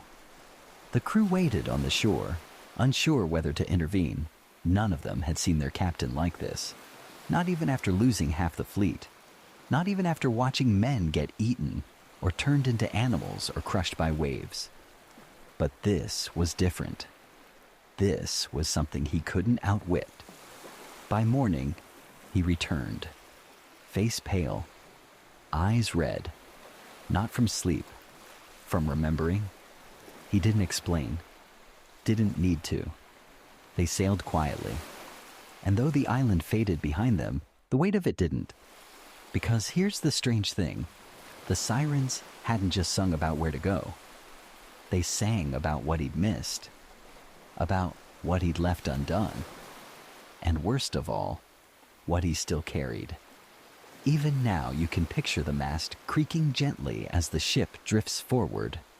The breeze cool but heavy, Odysseus at the helm, not leading, not commanding, just holding on. Because some directions don't lead you to new places. They pull you back to the part of the journey you thought was over. The waters grew familiar again, but Odysseus barely noticed. The sky had softened, taking on that honey-colored haze that appears just before twilight. The waves lapped with rhythm, like a cradle rocking slowly. Ithaca might not be far, but distance meant less now. What mattered was what he carried. Because after the Sirens, after the Island of Echoes, after revisiting that silent grove, Odysseus wasn't just a man trying to get home. He was a man trying to understand what home even meant. The crew said little. They'd stopped asking questions. They'd seen what happened to men who looked too hard at their captain's past. Now they just rowed, cleaned, watched the sea. And sometimes, late at night, they'd catch Odysseus mouthing silent words toward the sky. Maybe prayers, maybe regrets, maybe pieces of the siren song he was trying to unhear. The strange part? The gods had stopped interfering. No storms, no curses, no vengeful sea monsters. It was like the Olympians had leaned back, folded their arms, and decided, let the mortal figure this one out on his own. Odysseus had no map now, just instincts, and a trail of memories stitched into his thoughts like seaweed wrapped around a mast. He'd started waking up in the middle of the night, gasping, not from fear, from clarity. Fragments of what the sirens had sung, snippets of direction wrapped in metaphor. A word, a face, a location he thought he had imagined. That's when he realized something uncomfortable. The sirens hadn't given him a destination. They'd given him a choice. Two futures, two paths, one of peace, one of greatness, but never both. And that's what he regretted most. Not hearing the song, but listening to it long enough to believe it. Historians still argue whether the sirens were ever meant to be evil. Some say they were truth-tellers, punished by the gods for their clarity. Others think they were guardians of forbidden knowledge, meant to test whether a hero could survive not monsters, but meaning. Either way, the test had worked. Odysseus had seen too much. He knew now that cleverness could buy you time. That bravery could get you past the storm. But wisdom, that came later, when the noise died down, when the monsters left, when all that remained was you, your memories, and the ache of what you could never fully fix. And that's where he was now, drifting not toward salvation, but toward understanding. Quirky little detail? In some obscure retellings, Odysseus never actually makes it to Ithaca. The final leg of the journey is said to be symbolic, a fading horizon that represents the soul's slow reckoning with the weight of its own myth. Whether you believe that or not, one thing remains clear. He had changed. He no longer saw the sea as something to conquer. He saw it as something ancient, something that remembered. Just like the sirens, just like the shrines, just like the names of the men he'd lost, names he started whispering again, one by one into the wind, not to summon them, but to release them. The crew watched him differently now, not as a hero, not as a god-kissed strategist, but as a man who had heard something too deep for language and survived it at a cost. By the time Ithaca rose on the horizon, pale and jagged and almost unreal, Odysseus didn't cheer. He just nodded. Because this wasn't the triumphant return the bards sing about. It wasn't about reclaiming thrones or punishing suitors or proving anything anymore. It was about standing in the one place left where the noise couldn't follow. He would walk through his home. He would see his wife. He would sit beneath the olive tree that hadn't moved in 20 years. But he would always carry the memory of that song, of what it gave him, and what it quietly took away. Because the truth is, you don't take directions from sirens, not because they lie, but because they tell you everything. And no map in the world can guide you after that. Now the sea has gone still. The ship, that tired vessel of dreams and doubts, glides gently toward its final shore. The oars no longer strain, the wind no longer shouts, and even the thoughts that once circled restlessly begin to settle, like silt drifting to the bottom of calm waters. Odysseus has arrived, not at a port marked on any chart, but at a quiet knowing, a soft landing within himself. The stars blink softly now, their bright edges dulled to a friendly glow. They no longer question, just watch, just keep, just comfort. You can feel it too, the hush, the quiet warmth of conclusion, the breath that says, you've made it through. Not unchanged, but whole in the way that only stories and sleep can make you. Let the sound of oars fade. Let the image of rocky cliffs and slow rolling waves dissolve like fog in morning light. Let the weight of riddles, songs, and ancient names slide off your shoulders. You don't need them now. There is no more need to steer, only to float, to breathe, to rest. Because every journey, no matter how strange, no matter how tangled, eventually brings us home. And now, so have you. As the ship sails on beneath a sky dusted with stars, we come to our final story of the night, one not about monsters or battles, but about choices made before the journey even began. This is the story of what Odysseus packed for a 10-year voyage. So stay settled, stay soft, and let's open the metaphorical suitcase together. Packing for war is hard enough. Packing for a 10-year war across the sea with no confirmed return date, no clear itinerary, and a bunch of half-divine co-workers who mostly solve problems by stabbing them? That's a whole new level of stressful. And yet here you are, Odysseus, king of Ithaca, ruler of not exactly the biggest island in Greece, standing in your hall, deciding whether 3 extra tunics is overkill. You're not exactly thrilled about going to war. The whole thing started because Paris, beautiful, clueless Paris, ran off with Helen, and now the Greek world is acting. Like that means everyone has to drop their gardening tools, kiss their spouses goodbye, and hop in a boat. Odysseus tried not to go, remember? He faked madness, salted his fields, rode a donkey like a man who'd never met a saddle. But then someone tossed baby Telemachus in the plow's path to test him, and Odysseus swerved. Sanity revealed, drafted, sigh. So now you're packing. But here's the kicker. You don't know it's going to take 10 years. If you did, you might have packed differently. Maybe brought more socks. Maybe a few scrolls of poetry, a toothbrush. But no. All you know is that you're sailing with a bunch of glory-obsessed muscle men to go fight a city with legendary walls and just figure it out. So what does Odysseus pack? First, the obvious, weapons. Oh, a sword, of course. Polished, practical, definitely not decorative. And a dagger tucked into the belt, because every Greek hero knew that if things got really bad, you wanted something you could still swing in a tight hallway. Also, a spear.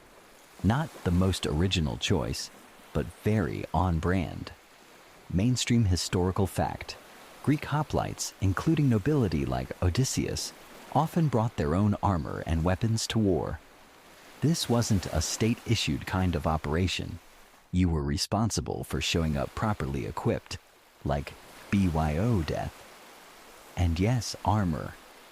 Bronze breastplate, check. Greaves for the shins, check. Helmet with a horsehair crest, because looking intimidating was half the battle.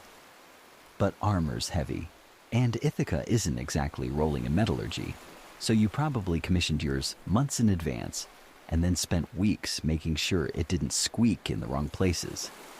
Next, cloaks. You pack a couple, one for warmth, one for status. One, maybe that smells like home, because even war gods need comfort cloaks now and then. And then there's the wine. Oh, so much wine.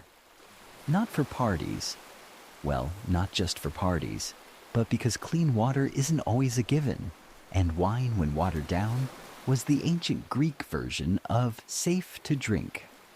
You've got wineskins tucked into satchels, stuffed alongside travel rations that taste like salted cardboard. Also, small flasks of oil, for skin, for weapons, for the occasional fire-starting emergency. Quirky tidbit. Some Greek warriors reportedly packed small religious figurines or charms into their gear, little offerings to Athena or Hermes, maybe something blessed by a local priest. Not for show, for protection, or luck, or because going to war without one just felt wrong. And now you're pacing, looking at your piles of supplies, trying to decide what's missing. You've got food, weapons, cloaks, wine, bronze, everything. But still, it doesn't feel complete. You grab a few extra sandals, a roll of bandages, a small folding stool, because sitting on rocks gets old fast, and finally, a lock of Penelope's hair, wrapped in cloth, tucked into a pouch. Historians still argue whether personal mementos were actually carried by warriors, or if those details were added later by poets looking to humanize their heroes. But Odysseus, practical as he was, wasn't immune to sentiment. Not entirely. So now you're ready. Your ship waits in the harbor. Your men are loading crates. There's shouting, arguing, already someone asking where the olives went. You take one last look at the stone walls of Ithaca, not realizing it'll be 20 years before you see them again. But for now, you hoist your bag, adjust your sword belt, and step aboard. Because the war's not going to win itself. And if you're lucky, or unlucky, you'll be home in no time. You thought you packed light, but now, squinting under the sun as the ship bobs unhelpfully beneath your feet, you're realizing that your efficient travel wardrobe might have leaned a little too hard on style and not enough on survival. You brought a couple tunics, standard, lightweight linen, dyed just enough to say, I'm important, but not flashy. There's the crisp white one you wear when meeting kings, and the deep blue one reserved for sacrifices, speeches, or any moment where you need to look like you almost know what you're doing. But what you didn't pack: weather options. No rain cloak, no spare for when one gets bloodstained, monster-slimed, or scorched by some divine tantrum. Odysseus was clever, but even he couldn't predict that siege at Troy would become a fashion crisis by year 3. Mainstream historical fact: ancient Greek clothing was famously minimal. Men typically wore a chiton, a long shirt-like garment, or a himation, a cloak, often fastened with pins or tied with a belt. Practical in the Mediterranean heat, less great in swampy battlefields or windy cliffs. No zippers, no secret pockets. And then, the sandals. They seemed fine at first. Leather soles, good stitching, no fancy straps. But 10 steps into your first skirmish on a rocky shore, and suddenly you're missing your home sandals. The ones that didn't slide sideways when you lunged at someone. Some of your crew went barefoot by week 2. Some tied extra rags around their feet. One guy, Eurylacus, insisted on wearing mismatched sandals for balance. You didn't ask. You did, however, bring a belt pouch. Good move. It held your knife, a bit of wax, a tiny stylus, and wax tablet, a coin or two, and that weird polished pebble you picked up the day Telemachus was born. You told no one. You just liked the weight of it. Felt like memory. Quirky tidbit: some warriors stitched small fabric pockets into their cloaks. Primitive, but effective. Odysseus might have had a hidden stash for herbs, letters, or dried figs. Especially dried figs. They made a sad dinner slightly less depressing. But clothes weren't just about covering yourself. They were about messaging.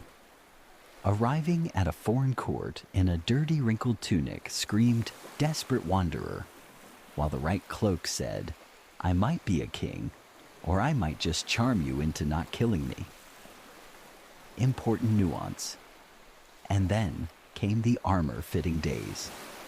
Trying to put bronze over linen in the humidity? A nightmare. The straps never sat flat. The edges rubbed your collarbone raw. There's a reason no one paints pictures of the awkward in-between stage where you're trying to stuff your head through a helmet that clearly shrank in the sun. Historians still argue whether Greek armor was fully standardized or cobbled together from local smiths and family heirlooms. But most agree it wasn't designed for comfort. It was designed to clang impressively when you walked into a room. Speaking of helmets, yours had a plume. Not the tallest. You didn't want to look like you were compensating, but enough to let people know. This guy probably has a plan. It was also, unfortunately, a bird magnet. You learned quickly not to nap near the mast without removing it. You tried not to bring too much fabric.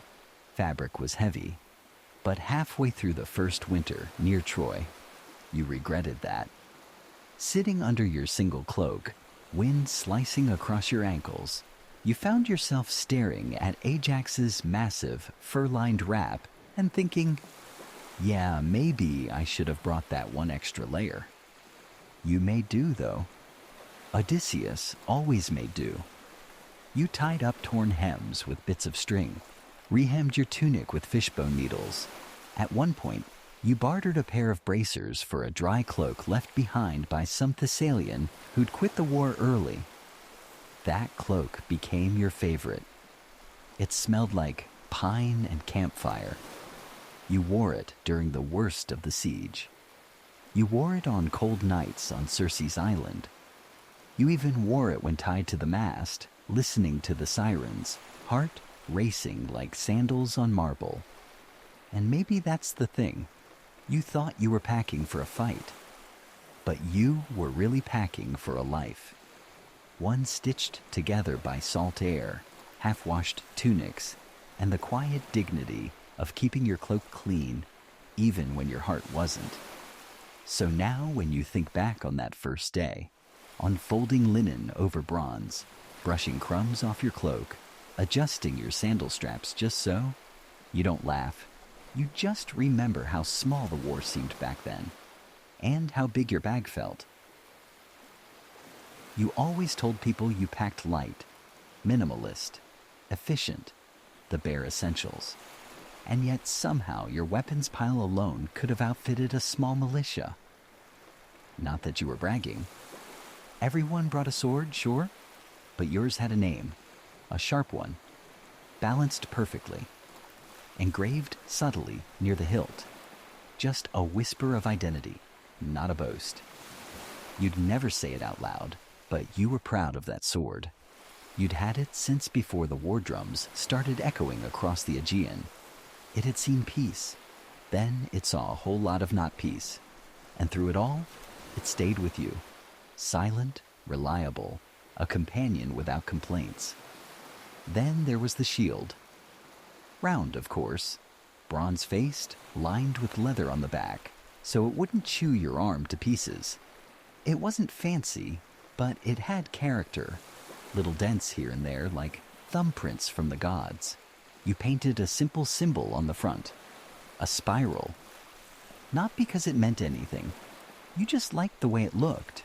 Made you feel like even if the battle got messy, you'd still look organized. Mainstream historical fact. Homer's epics describe heroes carrying ornate shields, sometimes with elaborate images engraved on them, like Achilles' famously cosmic one. But in reality, most Greek shields were practical. Wooden cores, bronze facing, and grips that wore out just when you started to trust them. But it wasn't all steel and swagger. You packed charms. One was a tiny pouch of herbs from a priestess in Ithaca. She'd pressed it into your hand at the docks, told you it would guard your breath. You didn't ask what that meant. You just tied it to your belt and never took it off. Another was a bit weirder. A bone carved into the shape of a bird's wing, given by a stranger who didn't say a word. You kept it anyway. Maybe it meant flight. Maybe luck. Maybe just a reminder that war turns everyone into collectors of strange things. And that small bronze token? You told everyone it was just a coin. But it wasn't. It was the first coin you ever held as king. Still had the little notch where you dropped it on stone and cursed under your breath, moments before being crowned. You'd planned to spend it on something important. Instead, you kept it.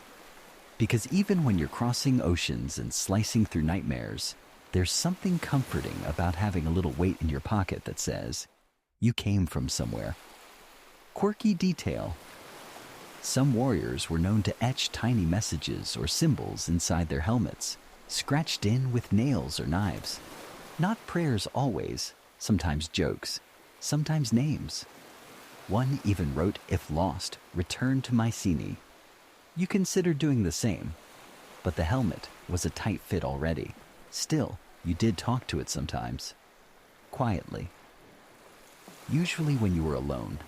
Just a few words before battle, or after.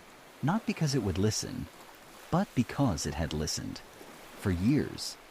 Historians still argue whether Odysseus ever had a true hero's weapon. One forged by gods, kissed by nymphs, etched with fate. Most evidence says no. He wasn't that kind of myth. His power wasn't in the thing. It was in how he used it. So maybe that's why, even with all the gear you carried, sword, shield, helmet, dagger, spears, you never relied on them more than you had to.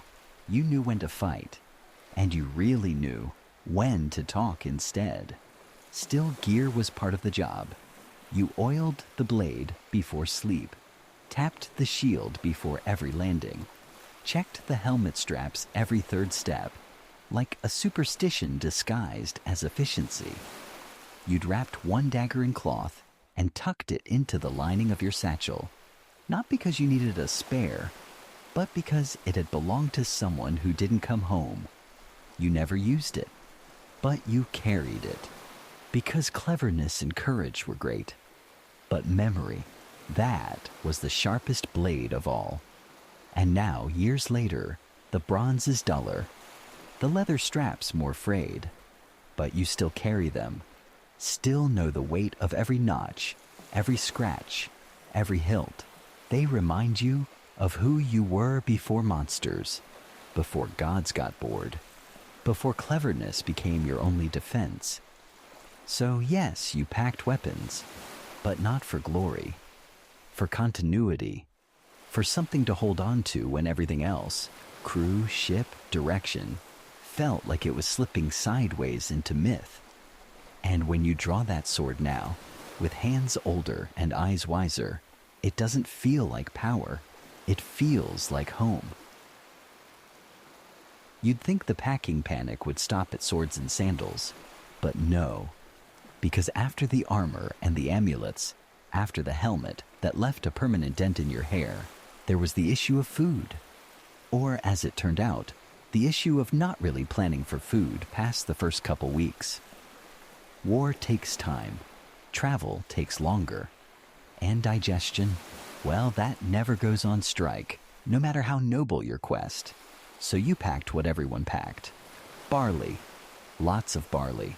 Enough to start your own grain-based dictatorship if needed. Barley bread.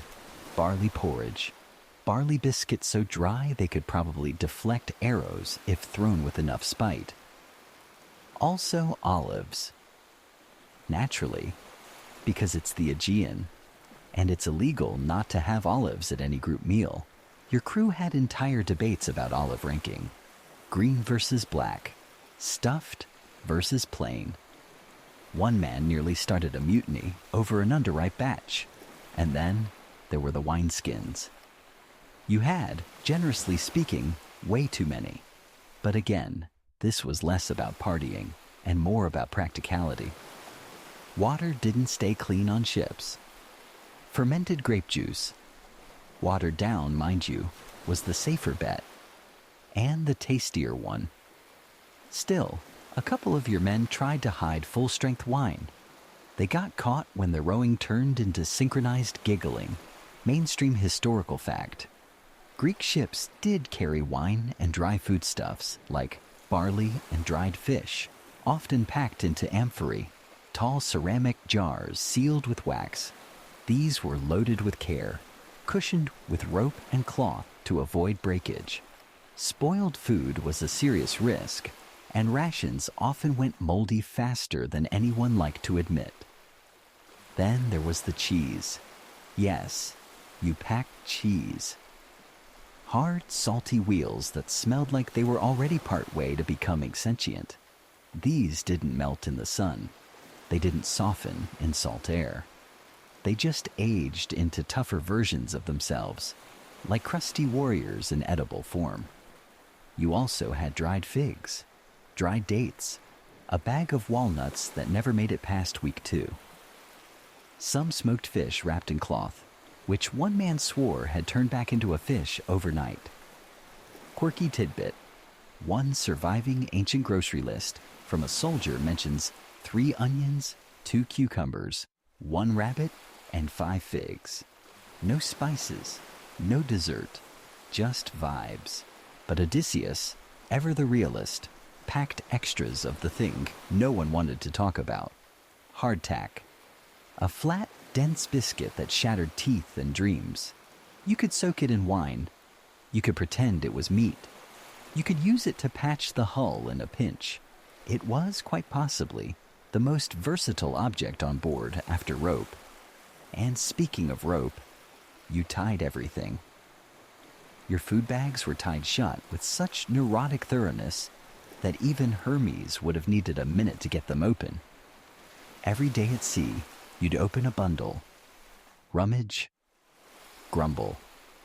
Choose the least worst thing to chew while watching dolphins mock you from a distance. The crew began improvising recipes: barley stew, olive mash, cheese-dipped hardtack. One guy tried roasting figs over a candle. It ended with mild fire and a lot of judgment. And yes, at one point when rations got low, you rationed the rations, split barley into measured handfuls, sliced cheese so thin it was basically theory, poured wine so diluted it was just hopeful water. Historians still argue whether Odysseus ever truly ran out of food, or just acted like they were low to keep the crew sharp. Some say his frugal style was part of the myth's moral arc: a clever man who outsmarted gods and learned to stretch a salted fish for 3 meals. Still, no amount of strategy could fix flavor fatigue. After the 5th year of chewing barley that tasted like wet dust, you dreamed of roasted lamb, flaky bread, honeyed pastries. Not heroic dreams, just hungry ones. And sometimes, food became currency. You traded a second fig for silence, a spoonful of better barley for loyalty, a chunk of hard cheese for a moment alone near the helm just to breathe. You missed Ithacan meals, not for the taste, but because someone else had cooked them, someone who knew your favorite flavor, who added herbs without asking, who stirred the stew with rhythm and care. So you chewed slowly now, tore off bits of dry biscuit, and stared at the sea. Because after 10 years, food didn't just fill the belly, it fed the memory of home. You didn't expect to need directions. That was your first mistake. After all, you were Odysseus, king, tactician, frequent guest of gods and monsters. You didn't need maps. You had instinct, gut feeling, and, okay, the occasional divine whisper. Besides, how hard could it be? Sail to Troy, win the war, sail back, 1 straight line, maybe 2 detours, tops. Except that's not how the sea works, or the gods, or frankly, your own crew. So you brought what passed for navigational tools back then, which, to be clear, was mostly hope with a side of some guy pointing at the stars. There was no compass, no coordinates, no parchment marked with "you are here." You had the sun, the stars, the coastline, and maybe a half-accurate oral tradition about what lay 2 islands past the one shaped like a goat. Mainstream historical fact: ancient Greek navigation relied heavily on celestial markers, sun by day, stars by night, along with wind patterns, bird movements, and the color of the water. Some captains carried simple charts, but most relied on memory and word-of-mouth coastal guides known as periploi. And then, of course, there were the oracles. Oh, the oracles. You'd ask them where to go, and they'd reply with something deeply unhelpful like, "When the goat dances with the moonlight, you shall find the way." very poetic, not at all map-like. And yet, you packed a few things, a stylus and a wax tablet in case you needed to sketch coastlines, a bag of pebbles to mark stops on strange beaches, a carved piece of driftwood shaped like a dolphin that you insisted pointed north if you held it just right. Your crew mostly called it the wooden fish of wishful thinking. Quirky tidbit. In one obscure version of the myth, Odysseus supposedly packed a small harp to soothe the winds, implying he tried to negotiate with the weather. Modern scholars chalk this up to poetic license, or insomnia. But even clever Odysseus didn't have the one thing he really needed: reliable directions from a being that didn't also want something in return. Every helpful creature seemed to tack on riddles. Take the path that smells of rosemary, unless the moon is hollow. If the waves sigh twice, turn your sail. Ask the witch with the silver dog if she hasn't eaten it. Even Circe, who actually liked you, gave directions more like a scavenger hunt than a route. So you scribbled fragments of advice on your wax tablet, then scratched them out, then rewrote them in different orders, as if rearranging them might suddenly open a portal home. It didn't. What it did do was create a floating archive of contradictory suggestions. Go left, go right. Hug the rocks, avoid the rocks, trust the bird, ignore the bird. Eventually, the wax tablet just looked like a nervous breakdown in cursive.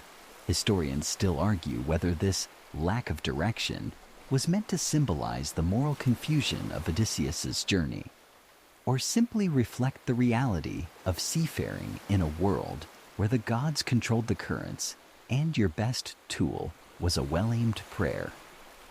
Either way, you had to improvise. At one point, you even tried tying strips of cloth to the mast, color-coded, according to the direction of the last friendly breeze. It worked until someone used the blue one as a rag to wipe up spilled wine. By year 3, you developed a system. Wake, stare at the sky, taste the air.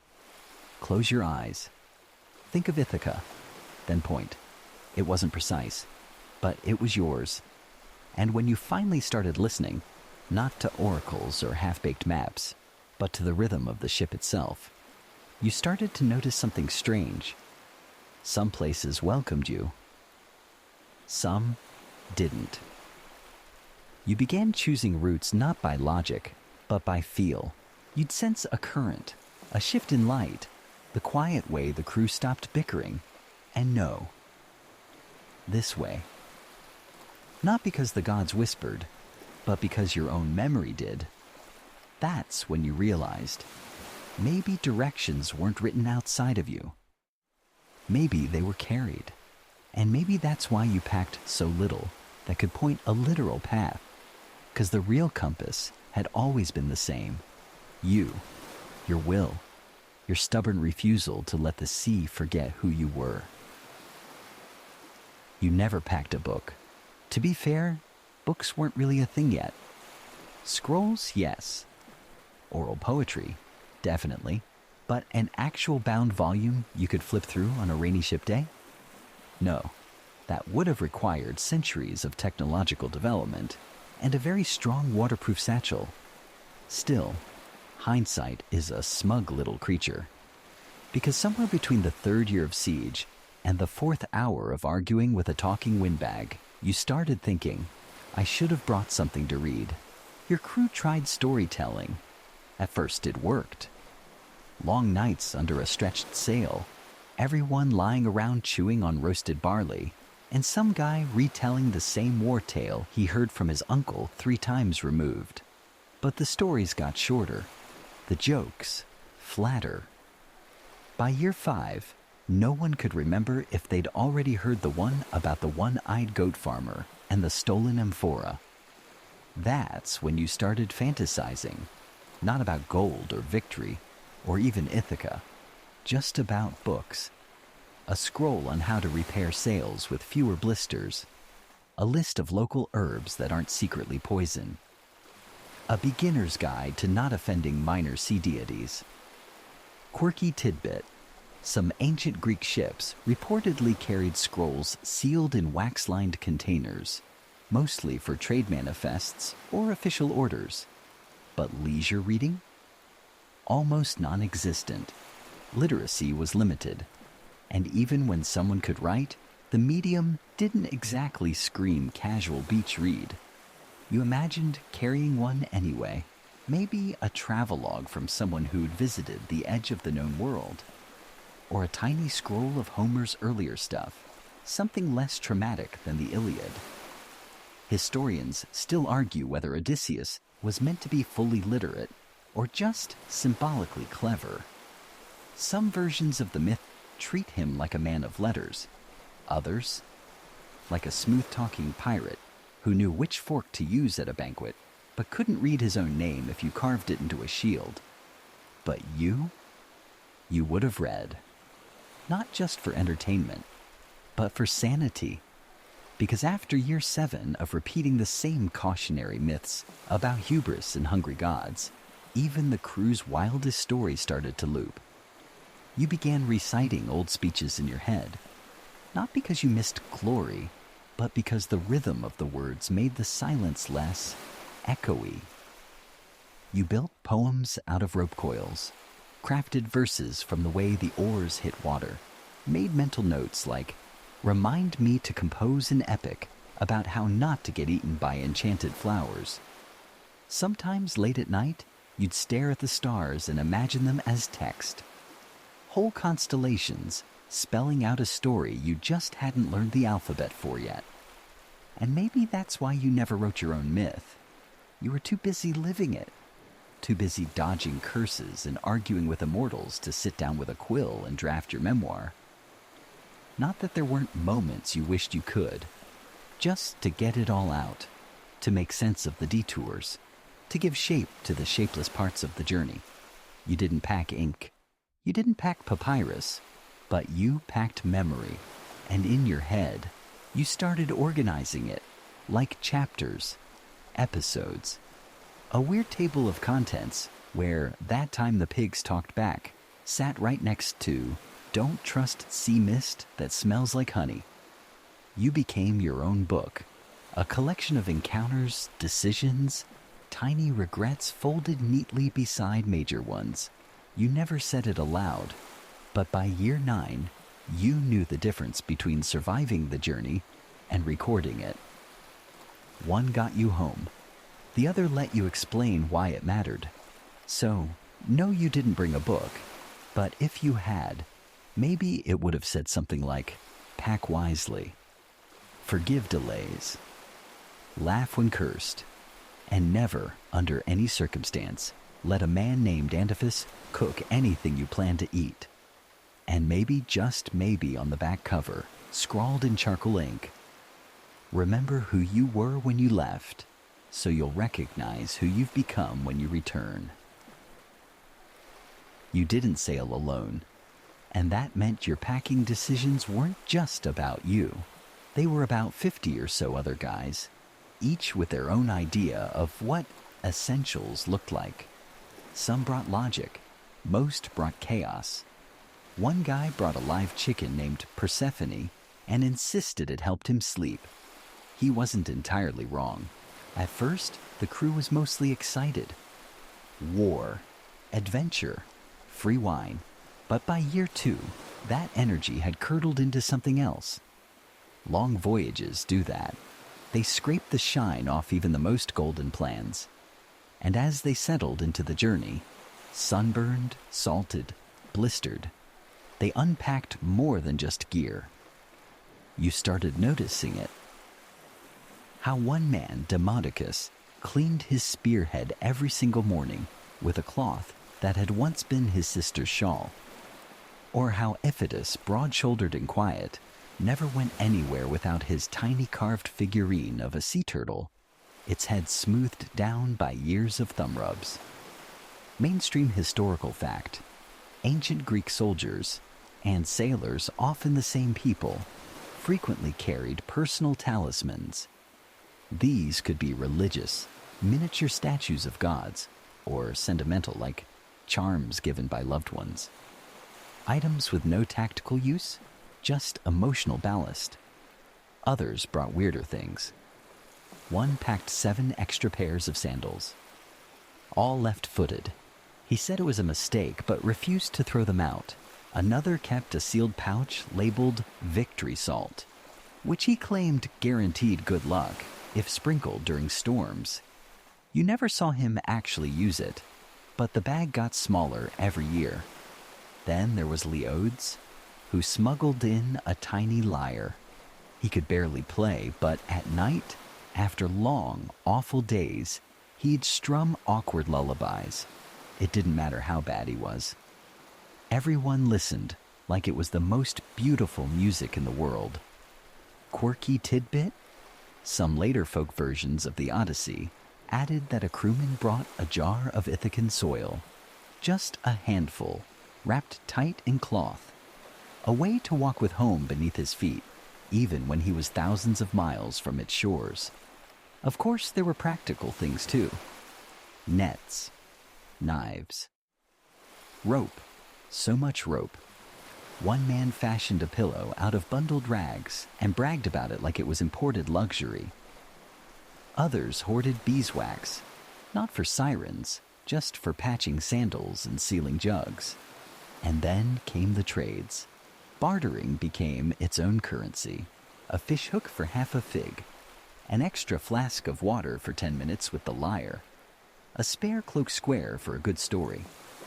Historians still argue whether crews on voyages like Odysseus's operated with a shared pool of resources or relied more on individual stores. Evidence suggests a mix, official rations, but with plenty of unofficial hoarding and last-minute bargaining. You tried not to micromanage, but it got hard when someone's essential item turned into a ship-wide problem. Like when Eurymachus insisted on brewing his own herbal tea in a small bronze pot that made the entire lower deck smell like feet wrapped in thyme. Or when Antiphus smuggled fermented goat milk aboard, swearing it was medicinal. Spoiler, it wasn't. Still, these quirks became texture, anchors, proof that each man wasn't just a blade with a name. They were people. People who missed home in very specific ways. People who carried symbols of it in whatever form they could. You started to see them differently, not just as warriors, or navigators, or potential liabilities, but as walking collections of memories, packed into whatever satchel or belt pouch they'd brought from Ithaca. One day, someone asked you what you packed. You didn't answer right away. Instead, you reached for the charm tied under your armor, not because it did anything, but because it reminded you of who you'd been before anyone called you hero. And you realized then, this journey wasn't just made of miles or monsters. It was made of these people, of sandals and songs and salt jars and turtle carvings, of the odd, quiet things we all carry, just to feel a little less lost. You packed everything you thought you'd need. Weapons, of course, tunics, wine, dry biscuits that could break teeth and curses. You packed rope, tools, herbs, lucky charms, a dagger wrapped in silence, and a bronze coin you never spent. You even packed for other people in a way, carrying their burdens when they couldn't, calming their storms when they raged. But the one thing you didn't pack? Patience. Not the ordinary kind, waiting for the ship to dock or the wind to shift. You had that kind in abundance. You were a sailor, a soldier, a husband counting stars until home came back into view. No, the kind of patience you forgot to pack was deeper, the kind that lives in the heart, the kind that doesn't expect the journey to make sense while it's happening, the kind that doesn't ask, "Are we there yet?" but instead whispers, "We're not meant to be there yet." You didn't bring that. And it showed. It showed in how quickly you snapped at your crew when they questioned your route, in how you argued with gods as if they owed you something, when really they owed no one anything. It showed in how you kept searching for shortcuts, even after every shortcut turned into a shipwreck, or a sidetrack, or another long night under strange stars. Mainstream historical fact: the Odyssey wasn't just a story of distance. It was a narrative of delays, of detours, of how a hero becomes wiser, not because he gets there fast, but because he gets there at all, after learning why the delay matters. And that's what you forgot to pack. Not just patience, but acceptance. You carried cleverness like a blade, wielded it against monsters, mortals, and immortals alike. But sometimes cleverness cut you too, because it can't slice through grief, or longing, or the ache of missing your son's first words, or your wife's second winter without you. Historians still argue whether Odysseus wanted to come home. Some say he prolonged the journey on purpose, distracted by islands and goddesses and the temptation of being someone else, somewhere easier. Others believe he was simply trying every day, and fate just made the map unreadable. Either way, the truth is clear. You weren't packed for becoming someone new. You left as a warrior, expecting a return, but the journey made you something stranger, softer, sharper, sadder, wiser. And yet, what would have happened if you had packed patience? Maybe nothing would have changed. Monsters still would have snarled. God still would have interfered. Your men still would have opened that wind-filled bag like it was full of snacks instead of a storm. But maybe you would have changed. Earlier. Easier. Maybe you would have sat longer on that empty beach and really listened to the silence, not just the sirens. Maybe you would have comforted your men more often and cursed the sky less.